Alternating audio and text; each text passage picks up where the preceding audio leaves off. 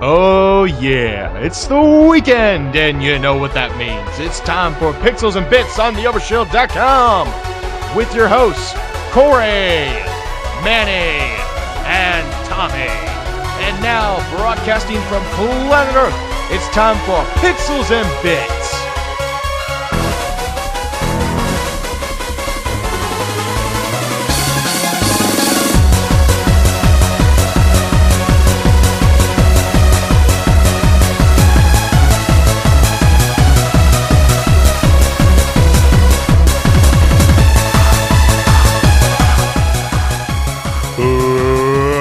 Welcome to Pixels and Bits on the Overshield.com. My name is Corey. Hi. Welcome to episode 51 of Pixels and Bits.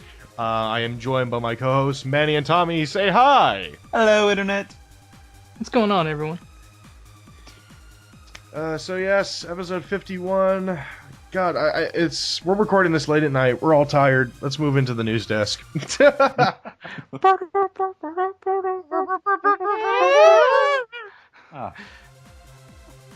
Alright, so first news is PS4 news, and then we will not talk about PS4 for the rest of this podcast.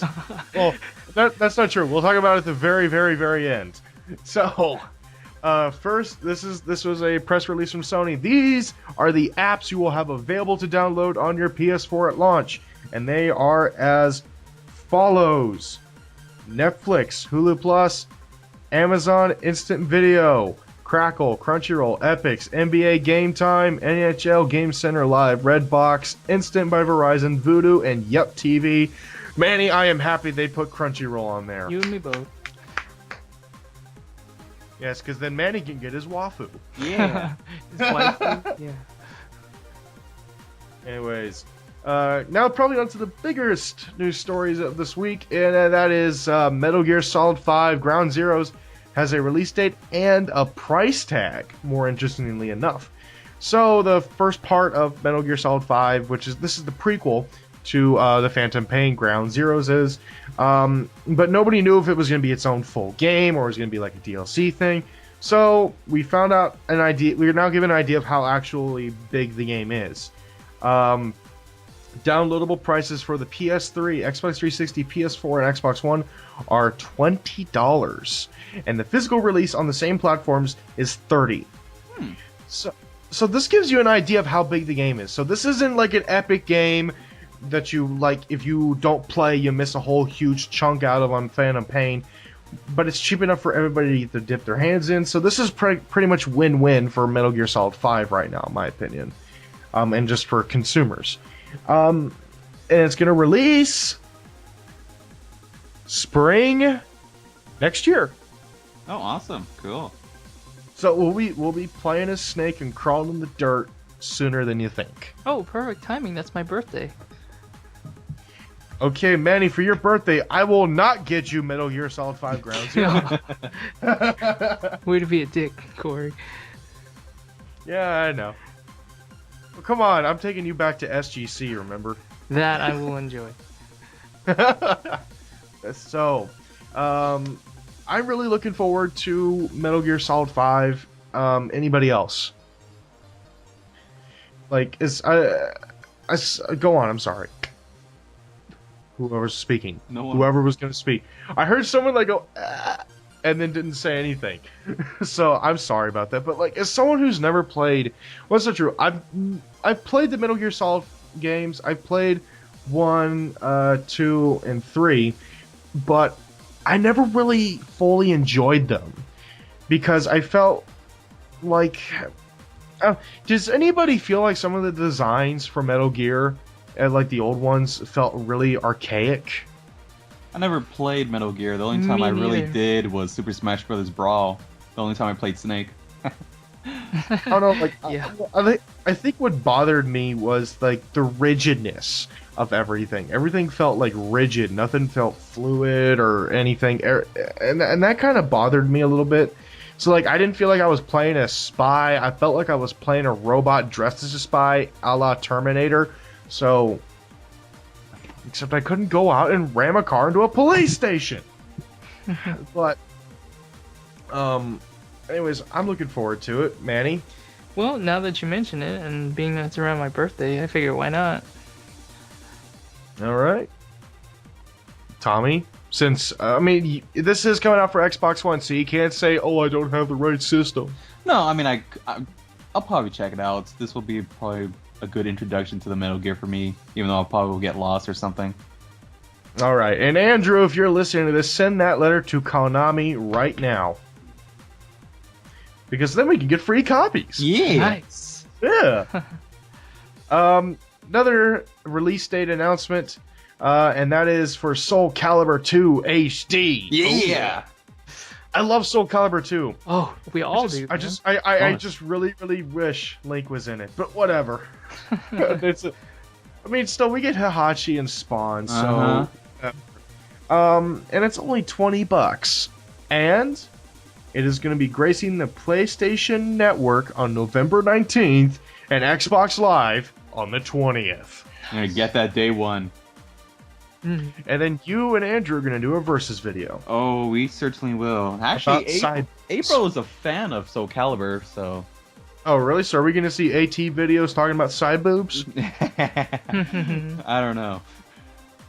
That's pretty much what like yours and Andrew's like fight was just talking about the clothing and how revealing it was, and I could see your boobs. Well, I and mean, shit. he picked Voldo, who's practically half naked all the time, and then I was just so feet. Oh, yeah. he picked Voldo? Yeah, he's That the one. reveals. I had no idea Andrew was a BDSM guy. Yeah. Anyways, I'm probably gonna pick it up eventually. Though it said PlayStation Network and Xbox Live. I wonder if that's gonna work with next gen. I don't know. That I would don't be know. cool. Yeah. I don't know. Hey, real quick, Probably who's not. everyone's favorite characters out of that game? Oh, it's all Keelik. Young Sung or Sung Mina? Yeah, I was always a fan of Keelik because, hey, hitting people with a big stick. Nah, Talon's my girl. So yeah. She's Yeah, awesome. I hit Talon with the big stick. Oh, Mandy, I see her giggling over there. Young Sung can do the splits. yes, he can. Like his invisible sword as his we are ultimate weapon. Stop talking about swords and splits, and this is getting too dirty. So, Oh, we're only talking about Soul Calibur, guys. Come on. yeah. Ivy. No one mentioned her. I know. Yeah. Anyways, Nintendo news. We got a new a new Super Smash Brothers character confirmed for Wii U and 3DS. Is it Guess who it is? Oh, it's a returning character or a new character? It's a returning character. Oh! I want to say Roy. I want Roy. No, because he wasn't in the last one. Makes you think he's going to be in this one. You never know. Well, guess what? It's Marth. Oh, okay. So from the That's same exactly who I was thinking of. same Yeah. universe. All right. Is anybody like hoping they would confirm Mr. Game & Watch again? Anyway, so yeah, Martha's gonna be in Smash Brothers, and in other news, water is wet. Okay. I'm not gonna lie, it's just like they had to make a deal out. It's like we confirmed Marth for Smash, and I'm just like, I would have been more surprised if he wasn't there. I mean, seriously. Anyways, we're gonna talk about Best Buy. I like Best Buy. I buy my games from there and everything. Manny hates them. Yes. I don't get why. Because they have douchebags for supervisors who try to shove the Xbox down your throat. I almost bought it too, except the guy was like, no, you need to buy service protection. And I'm like, why? And he's like, because it's a piece of crap that'll go out on you. And I'm like, then why would you want to press that product to me? It's like, what are you doing, dude? It's terrible business. It's I feel like it's the same guys now trying to sell the Vita. But they have a new little membership program. I've done the membership program. It was like $15 a year, and you get like discounts on like used games and shit like that. You get more trading credit and stuff like that. You get their magazine, some coupons. I thought it was kind of worth it for $15 a year. But they now have a new one that is a whopping $120 Oh, shit. You get some free games. a day. I'm just Oh, kidding. It'll let you a 20% discount on all new games for the next 24 months. And only 3 of each game may be purchased with this discount. Additionally, you get all your normal all your normal rewards, which include the following: you get double the points on new game software, digital content, accessories, when you trade in games. Get points on gaming consoles, redeem certificates on nearly everything at Best Buy. Everybody kind of knows this. Buy 2, get the 3rd free on pre-owned games. Their magazine, and at least $100 in coupons a month. So, but I think the 20% discount on new games is kind of interesting. Let's think about that. That's $12 off any new game for the next 2 years. That's not a bad savings if you buy a lot of games. Well, I was gonna say you have to buy a lot of games though, especially for Yeah, for $120 it's a lot. But like, it's not great for like the guy who like buys a game like once every couple months.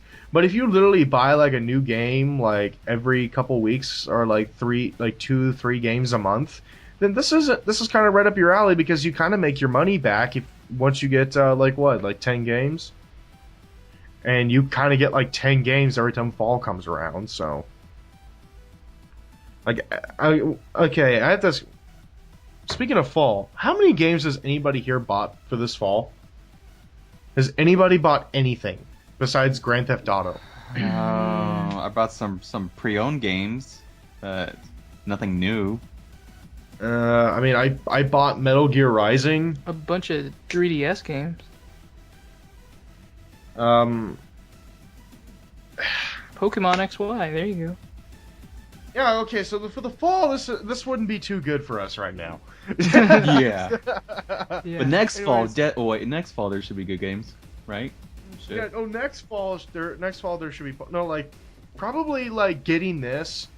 I'd say starting next fall would be really good, because as far as we know, there's quite a few good games coming out in the next couple years. I mean, you got Kingdom Hearts, Destiny, Titanfall, The Order 1886, then there's Dying Light, and oh my god. This goes on and on and on. And that's not even counting the Nintendo stuff. Well, yeah, Mario Kart, the new Super Smash Brothers. Yeah, it's gonna be great. Actually, you know what would be like the greatest discount like service ever is if Steam did something like this, and like you give us $200 and you get Steam specials all year round. Now that I would look into. Amazing. But then again, like at the end of the year, I would end up like I would have only like 1,000 Steam games and never playing a single one. I mean, that's what it would kind of like turn into. But anyways, moving on. We're gonna talk about 2K, and they're announcing $30 game bundles through GameStop, Amazon, Best Buy, or Walmart. And these are the following game collections that they're offering for $30. The 2K Essentials Collection for Xbox 360 and PC is Bioshock, Borderlands, and XCOM Enemy and Unknown. Then you got the 2K Power Pack for Xbox 360 and PS3. You get The Darkness 2, Bioshock 2, and Mafia 2. That one's not worth it, I'm not gonna lie. Definitive Strategy Collection for PC only. XCOM Enemy Unknown, and Sid Meier's Civilization 5. And then there's the 2K Rogues and Outlaws Edition for Xbox 360 and PS3. You get Borderlands 2, Mafia 2, and Spec Ops: The Line. This is an alright bargain. The 2K Essentials one is probably the best deal. Because Bioshock is great, Borderlands is a pretty decent game, and XCOM is definitely one of the best strategy games I've played since Civilization 4. So, get that one. Everybody get the 2K Essentials Collection. So, oh yeah, by the way, the Rogues and Outlaws Edition are Walmart exclusives. So, Manny, if you want them, you gotta go to Wally World. Wally World. Wally World. When I go pick up my PS4. Anyways, Tommy, since you are the only one here currently getting an Xbox One. Well, not launched, but eventually, yeah. You son of a bitch! You told me wrong. I'm just kidding. No, it'll be a lot sooner now that I have an actual paying job. But yeah. Well, would you consider yourself a dedicated fan of Microsoft? Yes, I believe so. Yes. Well, you would like to hear that they're selectively at random Xbox 360 users to get a free copy of Killer Instinct with the full roster for Xbox One. Oh, that sounds amazing, Corey. And some of these will, you get Killer Instinct, but then there's even others where you get an Xbox One, some bundled with a copy of Forza. Don't care much for racing games. Comes with Forza, Dead Rising 3, Rise, Zoo Tycoon? What? Zoo Tycoon, And- okay. Yeah, and then 12 months of Xbox Music and Xbox Live Gold. It's not bad. It's a good deal. I like it. So they're only giving out a handful of those, but Tommy, if you get that email, Uh-huh. tell me, Of course. and then we can sell that shit. No! I want it for myself. No, sell the shit, then buy more of the stuff with the money you made back. I'm not gonna do that, Corey. Come on, We need hot dogs. hot dogs. Yeah, Tommy, buy us hot dogs. Come on. Hot dogs. Actually, Manny, why don't you? Yeah. Since you're the one buying 2 PS4s. That's the reason why. Because I'm buying 2 PS4s. The last thing I have money That for is is true. hot dogs. And neither of which are for yourself. Yeah. Talk about, guys, Manny has just swept out everybody from under the rug and won Greatest Guy of the Year award. My hand. Anyways, Thank you. last week we talked about Blockbuster and how they fucked over people with next-gen pre-orders. Well, Blockbuster has gone to say on their Facebook page that next-gen pre-orders will still be covered. Oh, Oh, that's cool. So, if you're listening to this and you did pre-order through Blockbuster, 1, you're an idiot. 2, you're okay. Stop crying in the corner. good. Okay. Now we're going to be talking about now who here hates the Uplay Pass system from Ubisoft for the PC. Just PC specifically, or you mean like their website Yeah. on the... No, like Uplay, like their little it's kind of like Origin, but even dumber. Yeah. Well, yeah, I mean, it's really fucking bad. Like the first time I really had to deal with it is when I picked up Far Cry 3 on PC, and holy freaking shit, that was bad. That was okay. Here's how it worked. I had to fire up Steam, and then I had to go and tell Steam that I didn't need my CD key when I fired up Far Cry 3. I fire up Far Cry 3. I have to wait for Uplay to load, and then it says, "Hey, do you want to play Far Cry 3?" And I'm like, "No shit, that's why I fired it up from Steam." Anyways, Ubisoft has said that the Uplay Pass system is now gone forever Yay. from future games. I want it gone now! God.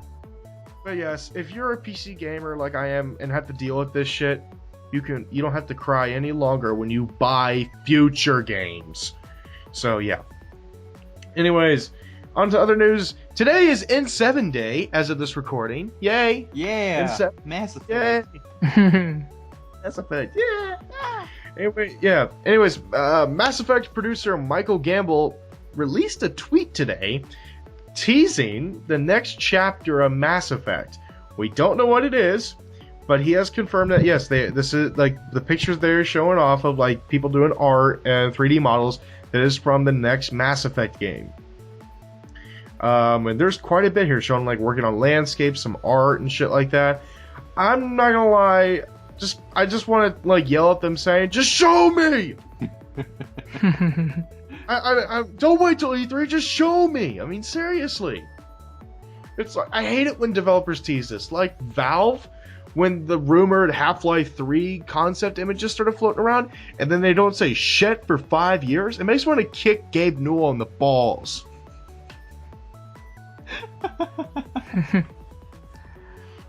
So like, if you're gonna tease something, at least say, hey, here's a teaser, and then give me like a date or something, please. So like, I don't have to like go cry in a corner about Mass Effect 4 not coming out now. So yeah, I'm looking forward to the next chapter of Mass Effect. I'm a huge Mass Effect fan. I know you are, Tommy. Mm-hmm. Annie, you've kind of gotten into it. Yeah, I got into it when they released 2 for the PlayStation 3. Did they mention anything about the Frostbite engine being in the new Mass Effect? I'd imagine so. Oh yes, you're right. They did say that the Frostbite engine will be in Mass Effect, so it's kind of like It's gonna be like Battlefield in Origins. space. Oh, beautiful. And you know what? It's gonna make it even better. Is that they use motion capture for the animation and shit. Because they never do that. Have you ever noticed how like stiff some of the animations are for Mass Effect? Oh yeah. That's because they do all that shit the old-fashioned way. It's still fine though. I don't see it as an issue. No, it's still like amazing for that, but like at this point, like you're expected to use motion cap for shit like that. And I can see where Mass Effect would really benefit from motion cap, especially with the faces.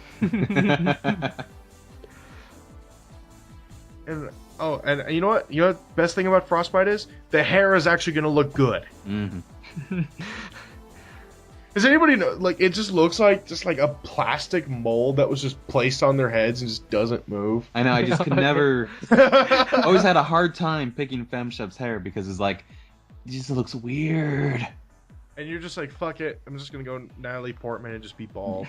I think I did with one character, yeah. So, happy N7 day. New Mass Effect shit's been shown off. Hopefully it's gonna be like, who here's praying to God they make a like world of a Mass Effect? That'll be amazing, but I don't think we'll see that anytime soon. No, that's like 10 years in the future. Probably, 20. yeah. Mm-hmm. Anyways, last story. This one's just purely for comedy's sake. So Muramasa, a little funny fighting game, is getting some DLC. What is the DLC in question? That makes me laugh really hard. This is their newest DLC character. Oh no. Alright, let me see. Oh, what the hell am I looking at?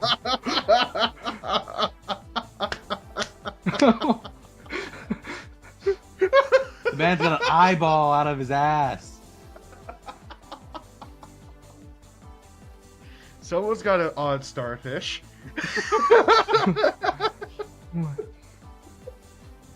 So wait, how does he crap? He doesn't even have a face. Like, it's just a flat face. There's no mouth, there's no nose, there's no eyes. What kind of fighting game is this? I just don't know. Man, this is one of the weirdest character designs I've ever seen in my life. This is weirder than One Piece shit. I'm not gonna lie.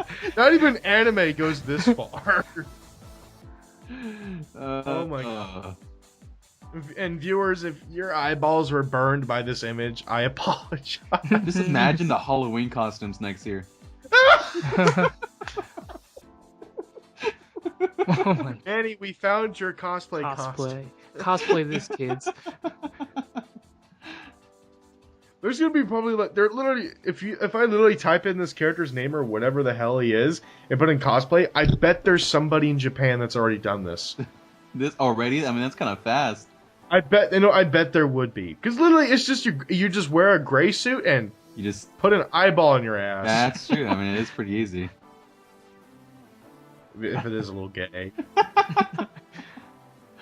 Uh, Anyways, that is the end of the Overshield news desk, and it's time to move on to our middle segment, which is I love last gen, folks. I mean, really, I love the last generation. So we're going to be talking about our favorite memories from the past 8 years of gaming. I think I'll go first, and I'm going to start off with probably the console reveals, because back then they were very, very different. It was very much more business-like, There wasn't like any like flash or show about it a whole lot.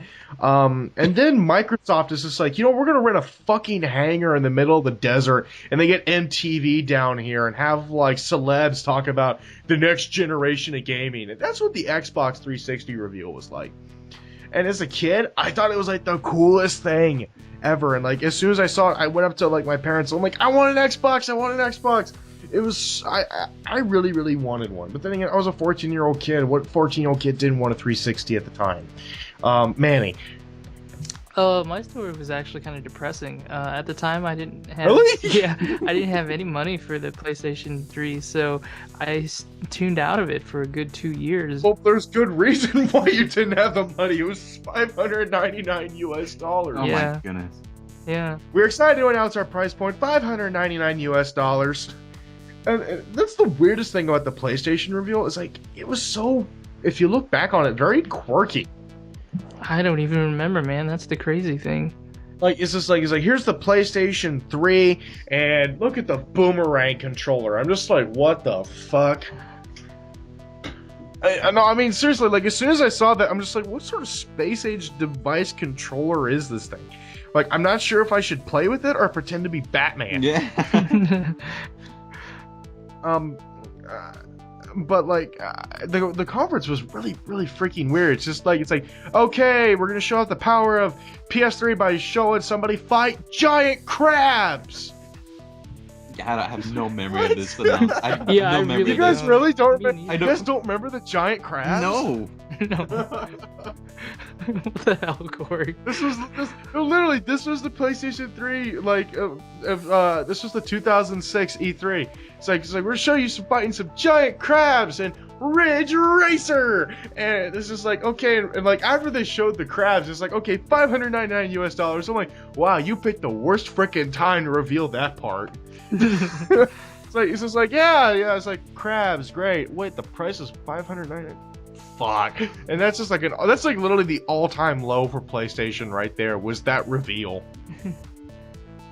And I don't know, like I think the Nintendo one was really weird because when they showed it off, they literally just showed like a white box and said, "This is the Nintendo Revolution." And it's like, but nobody knew what the controllers were gonna be like. Literally nobody knew anything about it other than it was called the Nintendo Revolution. And then E3 2006 comes around, and it's just like, here's their controller, it's motion controlled. And like we didn't we thought it was like, okay, it's a gimmick, Wii, ha ha ha. And then the Wii came out and we saw what it could do and everything.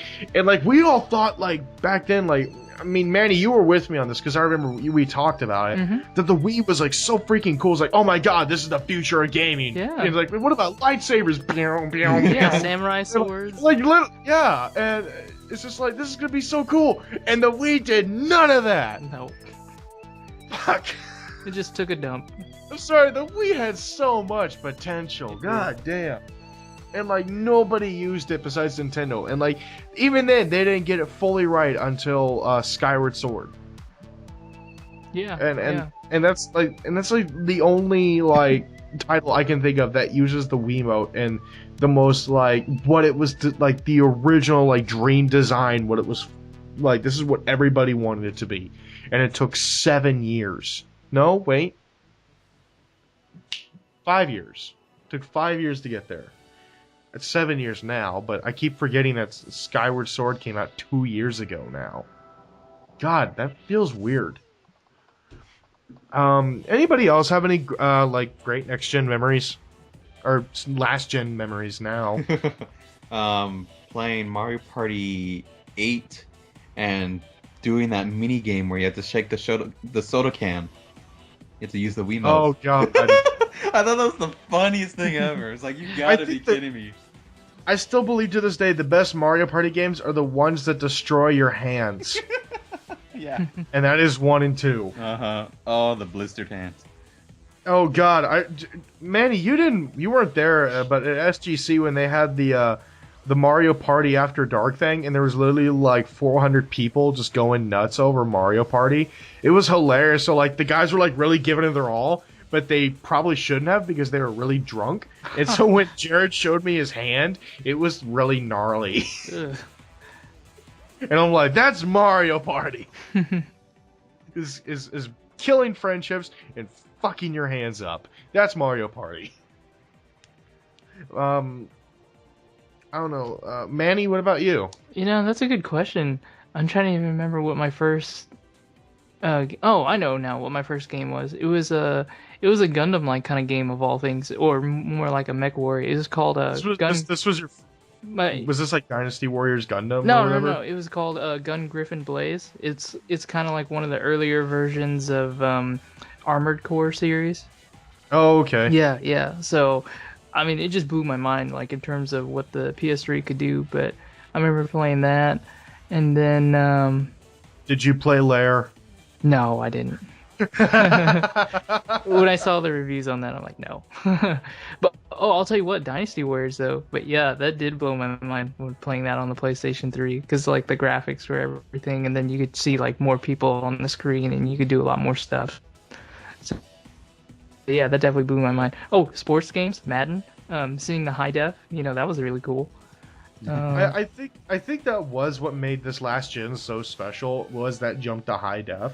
And I think that's why I think console manufacturers are going to have a hard time telling people who have a PS3 and Xbox 360 to buy their new consoles, because in terms of graphics wise, there's a difference, but it's not like the previous gen difference. Like going from standard def to high def was huge. That was huge, huge. And I never really fully, I would say, took full use of my 360's power because for a long time, because up until 2010, I had not played my 360 on an HD TV. I just had like a little box TV. See, I made the switch to HD just like about a year ago. Oh, really? Yeah. So like I've been missing all these years. I've been playing in standard. Like, it makes a huge difference, doesn't it? It's like, that's when I started using the HPOG. The HOPOG, yeah. The HOPOG, yeah, the HD PVR. It's like, it's amazing. It's amazing.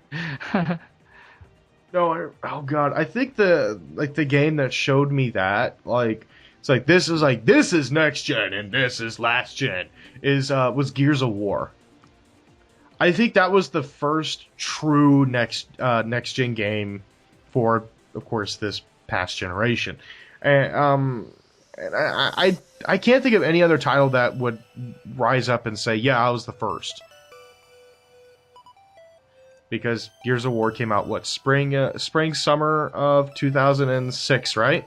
I don't remember that. Yeah, so like PS3 and Wii weren't even out then, and there literally been like what had come out then is like, oh, Project Gotham, Cameo, Perfect Dark. Only one of these is good. Cameo. It's Cameo, right? Oh, Project Gotham, damn it. I'll defend that series till I die. That was such a great racing series. Ooh, I'll tell you what was really memorable. The PS3 was the first time I've ever played online with a console, because obviously you didn't really do that with PS2. But with PlayStation... No, you really couldn't. Yeah, but with PS3, the first game I played online was Rainbow Six. And I remember that was the first time, like, I've ever been, like, attacked verbally, like, in a game. Like, I remember flipping on the headset, and the first thing I heard was some guy who's like, yeah, I'm gonna put my dick in your mouth. And I'm like, what the fuck? and then someone said something, and I'm like... Velvet is terrifying. Yeah, someone said something, and I'm like, I prefer you not talking about my mom like that, excuse me? And then... And they're like, yeah, we're gonna make a noob tube out of you. I'm like, what's a noob tube? Like, I was so out of it, because I just did not know that lingo and that game style. And then, 2 weeks within it, I was just as bad, if not worse, than half the guys on there. I think we can't talk about this previous generation and ignore one of the biggest elephants in the room concerning the Xbox 360. Tommy, you know which one I'm talking about. I think so. The good old red ring of death. Mm-hmm. Oh, man. I have felt its red, hot poker in my side, and I hated it. I hated it. I've red ringed my Xbox twice, and both times I sent it off to Microsoft to get it repaired.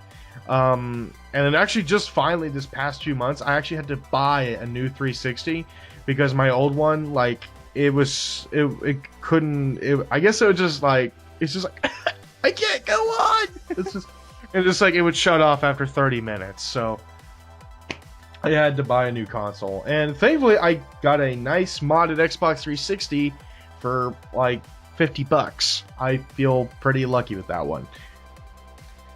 But I think it's interesting that even happened, because one of the things that the Red Ring is I think is great at showing modern day corporatism and their mindset with delivering a product.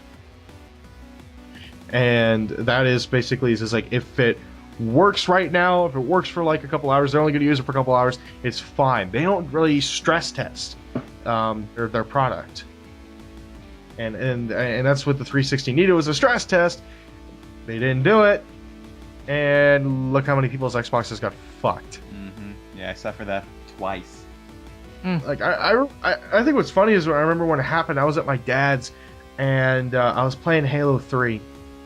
both me and my brother, we were playing Halo 3 online, and all of a sudden Xbox went pew. We turned back on, and the 3 rings came up, and we were like, no! We like go upstairs to our dad, and we're like, Xbox got red ring of death, and my dad's like, what the fuck's the red ring of death? Get a hold of yourselves, and we explain it to him. He's like, all right, and he goes to the drawer and pulls out 2 spoons, and he says, go dig in the yard. Oh my god. And we're like, wait, what? He's just like, well, you need something to do, obviously. So Go dig in the yard. yeah. That's even more hilarious, considering I met your dad. My God, I don't know. Like, Tommy, how many red rings did you have? Twice, but what's so nice is that we bought our Xbox on Best Buy, and we had a warranty, and it covered it. So when we got the 3 ring of death, we just turned in and we just got a brand new Xbox. So I was like, yay! Yay! So it was like no harm really. So it's like, oh, I guess I gotta get a better one. All right. What? I get money back because of the price drop? Oh, that's much better. Oh. I just think it's interesting that this only happened to Microsoft. Yeah. Like, can you really think of a big console manufacturer that had such a defect issue? I've never heard of it. Hope it doesn't happen with the Xbox One. Well, actually, the original PS2s had a serious overheating issue. Really? Yeah, and funny enough, I actually had the first gen console. I mean, out of the PS2s, and I never had that problem. So, like, it was so bad they had a callback on it. No, I'm gonna ask you guys, what do you think was this generation's like defining game? Like, this was like it represents everything that's perfect about this previous generation. Oh jeez. I'm gonna go out on a limb and say Portal. Oh, okay. Portal was the cleverest puzzle game that I had come across to date in terms of mechanic. The idea of solving puzzles in indirect and out of the box ways was just genius. And I think what made it even like really place get a top spot in my heart was its writing. The game never really took itself seriously, and in terms of like the writing or anything, it just kind of played around with everything. And I would say GLaDOS was the greatest passive aggressive villain ever. I love her. I mean, and I think it's great. It's like Portal 2 has such a great story, a great lore, but only a couple characters speak. You never speak, and they never really talk about the world. It's all found out through exploration. That's genius. The only other game I can think of that does such a thing right now is the Stanley Parable. I'm sorry, Stanley Parable. It's God. There's two different pronunciations of the word. I can only do one. And that is such a weird, quirky game that most people wouldn't get it. But Portal became mainstream enough that like it became a success, and we got to see more of it. And as much as I love Portal 2, I think the writing's better. I think the puzzles are cleverer. I think that Portal 1 is much more special because it did come out of left field. And I couldn't think of anybody other than Valve that could have done it. For me, I'm gonna go ahead and say the Mass Effect series. The fact that your choices carry over to the next game, I just thought it was just awesome. It's like that never happened in the game before. Like, what my choices and has a consequence in this next game. I thought that was the best thing. No, and that was genius. Like, the idea of consequence had been played with before with previous Bioware games. But nothing like Mass Effect, where your decisions literally affected the entire series. Mm-hmm. And that was so cool. But the weird thing was, it's like I remember when they talked about it when Mass Effect 1 came out and stuff like that. And it's funny, I didn't get into Mass Effect 1 until literally a week before Mass Effect 2 came out. And I did my research and everything, and they were just like, oh yeah, your decisions carry over. I'm just like, I wonder actually how much of that does, because developers promise things, but some they don't really deliver. Like at that point, I'd had my heart broken by Lionhead a couple times. So yeah, with the Fable series. But I picked up Mass Effect 1, I blazed through it, I loved it, and then I literally went up the next day and bought Mass Effect 2. And then when I saw my decisions from 1 carried over and really changed a whole lot of things, I was like, well, that's really cool. I didn't think about that. So, I mean, yeah, yours is a valid point. That's a very valid game to bring up. Mm-hmm. Manny? Sure. For me, it would definitely be hands down, not just a particular game, but a series of games, and that would be the Bethesda games. So basically, Oblivion, Skyrim. Exactly. Dishonored. It's like and stuff like that. Yeah, but I mean, I guess particularly the Oblivion series, just because I mean it really revolutionized like a different approach to RPG, especially like on a single player level, and also just the different ideas of how you can level up or develop a character, but yet still have an intricate enough plot that you're still engaged even on a single player mode, and you don't feel like you have to be in like an MMORPG kind of setting. Yeah. I'm gonna go on a limb and name a second game here. I'm gonna say the original Modern Warfare. That's exactly what I was thinking. No, that was like when that game came out, like everybody like now looks at Call of Duty and is like, oh my god, it's Call of Duty, it's the same shit every year. Yeah. But like when Modern Warfare came out, that was huge. Yeah. Like nobody had ever done a modern military shooter of that scale and production quality. No. It was amazing. Like literally the only like modern military shooters that come out had really low budgets, and they were usually endorsed by the military. And they were so realistic, nobody wanted to play them because they were so fucking hard. I mean, like, I remember playing some on the original Xbox, and there was, like, one that was, like, some Marine game or something that my stepbrother had. I could never beat it because it was so fucking hard. It's just like, oh, you got shot in the chest, you're dead. And I was like, wait, what? I just poked my head out. You're dead. It's like, start the level over. And I'm like, oh my fuck. And when Call of Duty 4 came out, and I played the campaign, that was such, like, as a cinematic experience, I can't think of anything that tops it. It was literally like you were playing Michael Bay the game.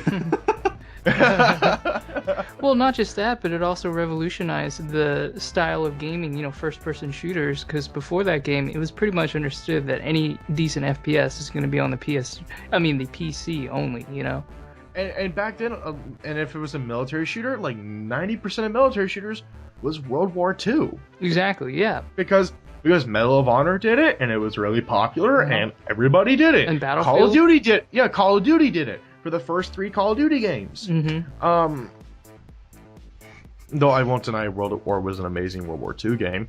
But then Call of Duty then introduced the multiplayer and the perks system and everything, and its deep customizable loadouts for multiplayer and everything. And that was, I thought, was really cool. Like before that, you had games like Halo where you would spawn with a generic weapon and you picked up weapons on the map. You really never had a choice between what your character would spawn as or what they would have. And I thought that was really groundbreaking with Modern Warfare. And then literally everybody copied and pasted that design everywhere on everything.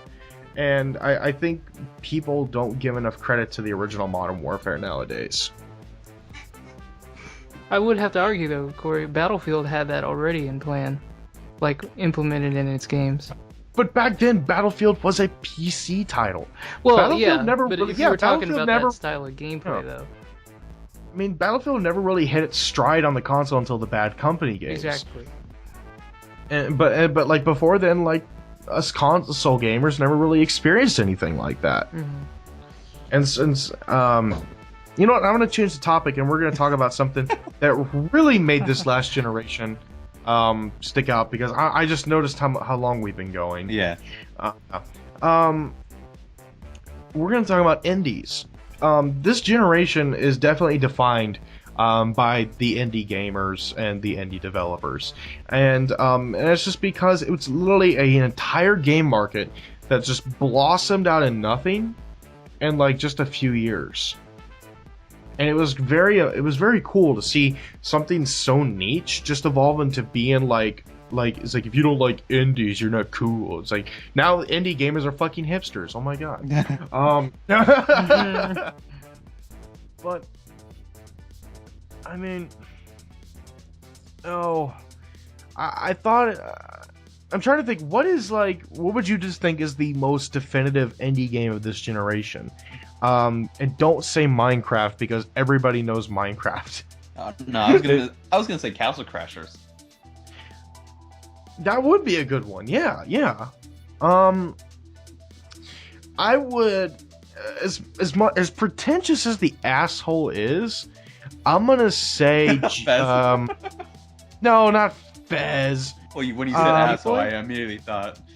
Well, I think he's an asshole. He just he doesn't show it. He's just kind. I think he's just very pretentious, and that's Jonathan Blow's Braid. I thought Braid was definitely a standout title because it did something very interesting. It showed that a singular game mechanic can work.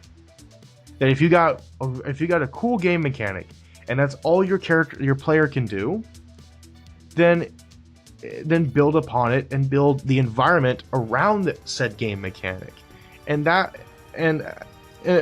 while that is the basis of gaming, it was done in such a simple but complex way that I can't think of any game that has done that since. Probably other than Portal. I played Braid. I thought the art style was great. I thought the time switching mechanic was really cool, because like we had games that messed with time like that before, Prince of Persia: Sands of Time, but we never had anything that let us just mess with time as much as we wanted to, or like how we wanted to in any way. And I thought that was really cool. And then what made it even weirder was, and kind of cooler in my mind, as I'm using that word a lot, was the way it told its story backwards. Did anybody else? Okay, who has actually beaten Braid? I've never played it. Yeah. Are you fucking kidding me? No. Glad I'm Neither not of you alone. guys have played Braid, and that's like one of the definitive indie games. No. Kind of on the shallow end when it comes to indie games. I guess I should download the demo then. What is it now, like hipster to like not like Braid, not play it? I never heard of it till right now. I've never played Braid. I'm cool. I never heard of it till right now. You never heard of Braid? Never heard of it. Same here. You guys are fucking with me, aren't you? No, I'm afraid being not. honest. It's too late for that. Nobody's here seen Indie Game the movie. No. Just like the trailer and bits of it. Oh my I'm god. looking at the pictures. There's like a Donkey Kong inspired level. Ah. Ah. Anyways, yeah, Braid is my choice. Okay. Go. All right. I already said Castle Crashers. But that was... Manny. Oh, jeez, I can't even really think of one just because I don't really play a lot of indie games. You want to think of one for me? Like Super Meat Boy? How about Geometry Wars? Oh, there you go. Yeah.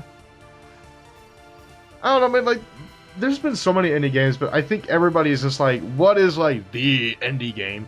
Well, of course, it's frickin' Minecraft. Minecraft changed everything. Oh yeah. And not just now one of the wealthiest game designers ever. I don't know.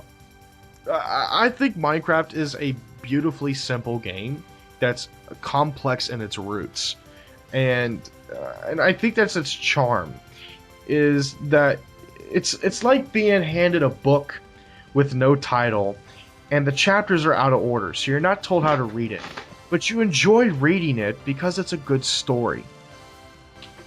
I mean, you get where I'm coming at?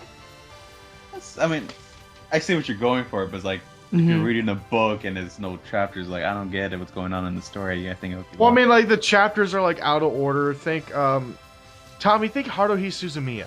Oh, yeah, okay. Yeah. Even though I saw the English dub, so they were, well, sort of in order. Well, at least this. I mean, how season 1 was put together. I mean, yeah, I knew it skipped some, but. Yeah. Anyways. Oh, here, I got an indie game. I almost forgot about it. It's for the PC, and they've released it on Steam. Groups like War of the Roses, Chivalry, and I'm trying to think. I thought there was another one, but basically it's this concept where, it's like medieval times, and you have knights and that clash and battle each other. But it was this idea that instead of doing like that arena-style FPS, now you have it with knights with swords, shields, and arrows and all that. But what made it so definitive, I guess, more or less, is that the different companies would try to compete by game style. And in this case, like in Chivalry, you actually use things like the roll wheel on your mouse, or depending on how hard you actually hit the mouse keys will determine how hard your character swings the weapon. So yeah, they tried to revolution it in little ways like that. But I guess that would be my pick for indie games. So, we're now going to name, what is our absolute favorite indie game of all time? I don't even have an answer for that, Corey. You really don't? No. Alright, I'm, as much as I love Minecraft and I love Braid, I never really felt like I never felt emotionally invested in them, and that's what I like to look for in games, is games that make you feel emotionally invested. And the only game I can think of that's indie off the top of my head that I played and I did feel that was The Walking Dead. Oh wait, never mind, I got my answer. I just had to do a little research. What, you're now gonna say The Walking Dead? Nope. My indie... Well, first of all, were we even done yet? I didn't want to interrupt you. Oh, I'm done. Go ahead. Okay. I guess my indie game would be a favorite of all time, which is hands down is Mountain Blade. Yeah. I knew you were gonna say that. I just wanted to check to make sure that was in fact considered indie, but yeah, it is. It was nominated actually for Indie Game of the Year. So. But no, what made it so cool, I guess what made it so revolutionary is again the concept of, you have this medieval background. But what was interesting is that just the gameplay itself inspired other people to make their own mods, hence the Napoleonic Wars. And then eventually that was adopted by the actual creators of Mountain Blade, and they created their own official release of the Napoleonic Wars.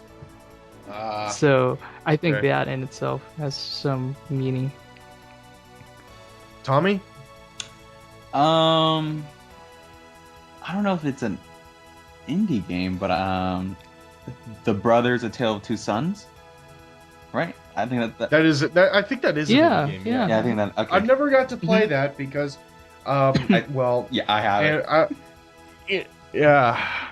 I was really impressed with it. It is definitely one of my favorite games of this year. It looks fun.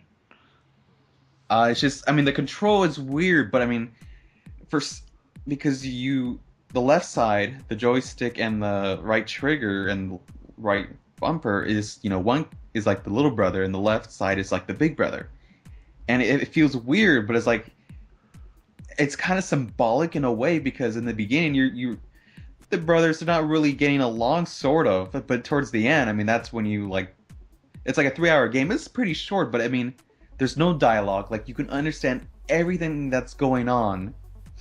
And by the end, like, you sort of master the controls, but to a point where it's like, okay, now that they're working as a team because you know how to move. It's really good. It's an awesome little, like, fairy tale that I think I would tell my kids when they're little and then introduce them to the games. Like, this is the story I told you. Something like See, when my kids are little, or I have grandkids, I'm gonna show them the Jetsons and tell them that's what the year 2000 was like. All right. But yeah, you know what? I'm gonna throw another one out there. All right, go for it. I made a game with zombies in it. Wait, Has anybody ever played that one? no. No. It was one of my favorite. That's actually one of the indie games I've sunk I literally sunk probably 20, 30 hours into it. Just me and my brother and my roommates and stuff like that. We play that, and it's awesome. And it's like you're literally just shooting zombies while going in a circle, and there's like lights and shit going off and whatnot. So it's like a concert's going on or whatever as you're killing zombies, and you're hearing this rock guy just wail into a mic. I made a game with zombies in it, or something like that. What the hell? This is so quirky and everything that I loved it, and it was only $1. Okay. Oh, So guess it's that's a great. really good deal. I don't know, yeah. Anyways, that is the end of our middle segment, and it's time to move on to my favorite segment, your favorite segment, everybody in the world's favorite segment. It is time for people doing stupid shit. Hit the music.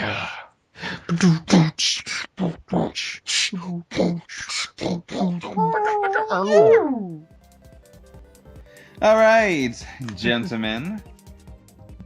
Now, if you were going to rob a house, and if, let's say, the people who live there, discovered you, Yeah. what would you be? Would you be afraid of them if they come out with what would be like a weapon of choice that they, for some reason, have that would like just scare the complete shit out of you?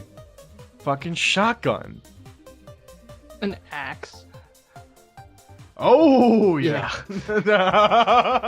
Well, Manny's That or like right a on cleaver. for this story. Came out with an axe. I could see either of those. Well, Manny, that is terrifying because it's a tomahawk. Oh. It's a tomahawk. Somebody's getting Yeah. Oh, And Where did this these happen? Two men. This happened in California, up north California. I was gonna hope it was in Oklahoma. Anyways, these two men. I'm sorry, These two men me and decided- Manny went through Oh, Oklahoma, and we are not impressed. I'm sorry. Go ahead. These two men decided to, rob this house, but they didn't expect to find, like, the woman sleeping in her bed. She heard some noise and realized that one of the men was actually trying to steal a watch from her wrist. She woke up and screamed, and then she took out her tomahawk, and then she was just swinging it around, just scaring the people. But here's the thing that they don't know. This woman, she is a pro axe thrower. Oh shit! That title is Yeah.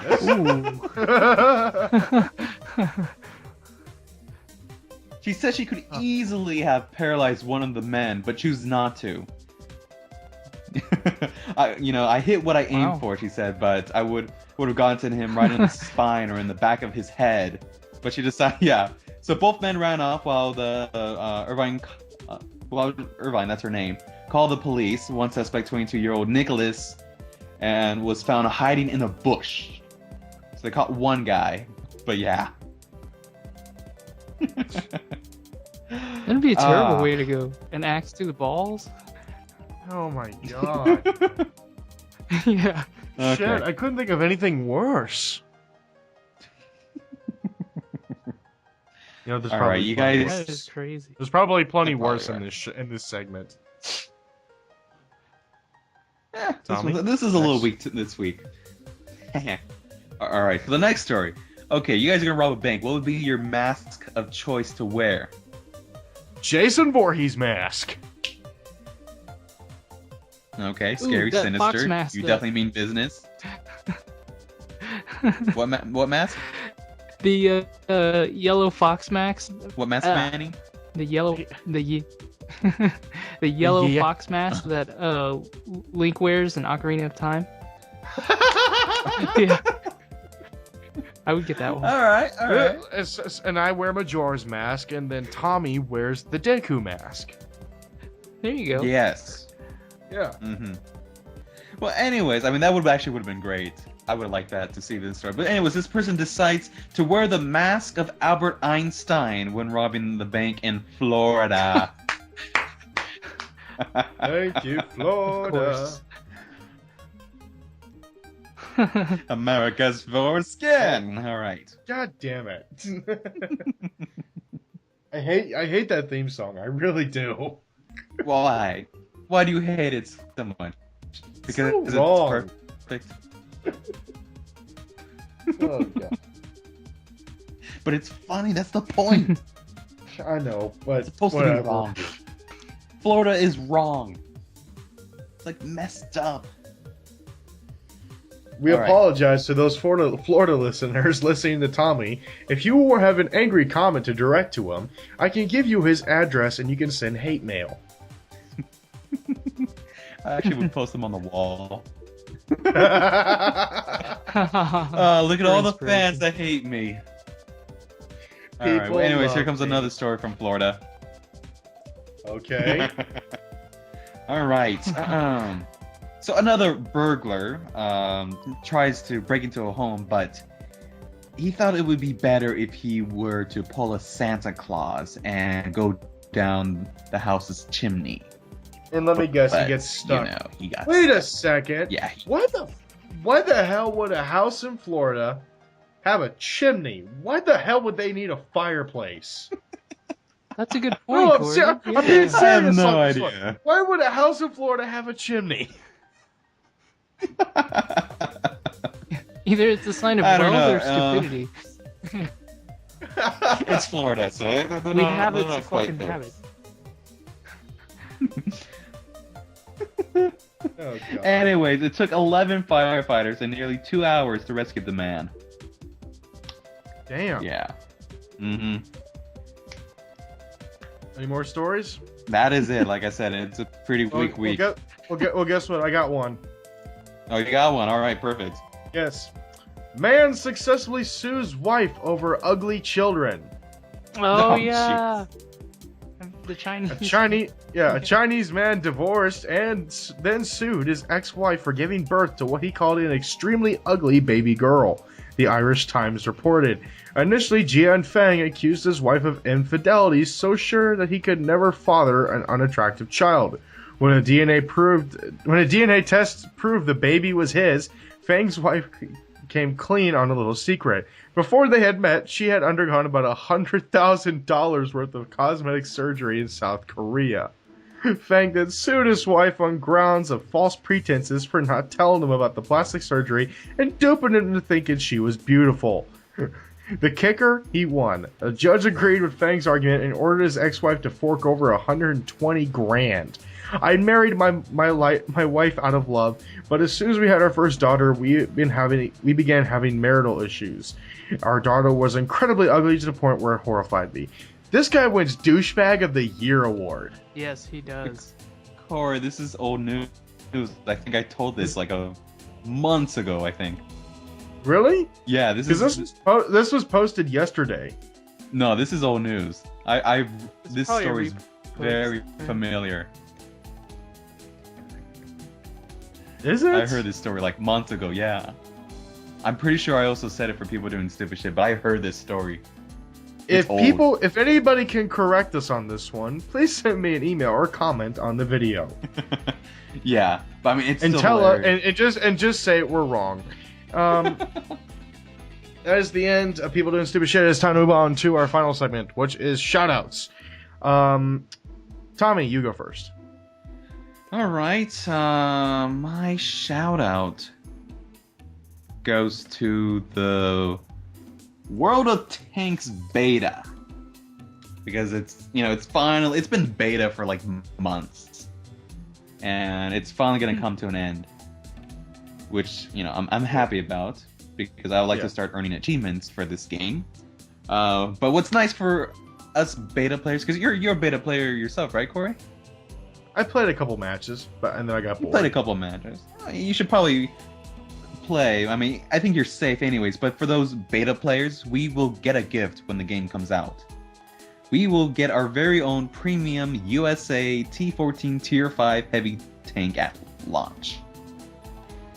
Nice. So Which is good a luck very with being powerful tank. overpowered as fuck. Yeah, you're gonna be overpowered as hell. Anyways, I know, but like, yeah. who cares? My shout out is Manny agrees with me. PlayStation 4. Yeah. Come on. Yeah. Yeah. Okay. Hey. So, kind of an announcement. Pixels and Bits for next week will not release on Friday. It will release on Saturday.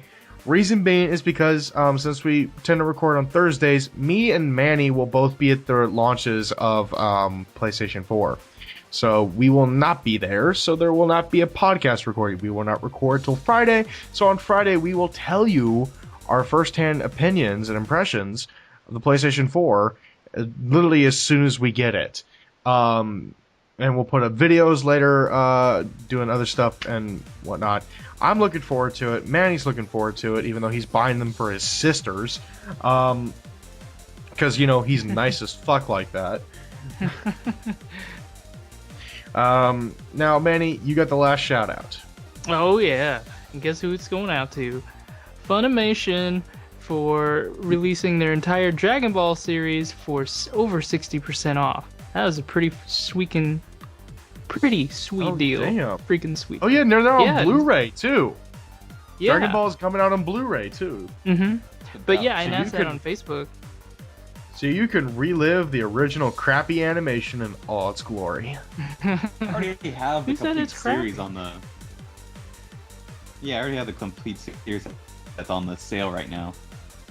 Oh really? Yeah, it's a Yeah, I already have seasons it. 1 through 9 of Dragon Ball. If you're a Yeah. guy, I had if that. you're a guy between the ages of 20 and 26, and you did not grow up with Dragon Ball and did not like it, you have no soul. So go buy the series You and didn't then- have a childhood. and go claim your soul back.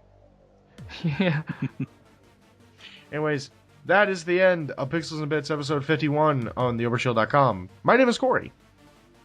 And I'm Tommy. And I'm Manny. Jesus You really gonna Christ! leave What us are the long ass pauses here, guys? I know, that was so awkward. And we end on the most awkward ending ever. Bye bye. Yeah, that's how I end.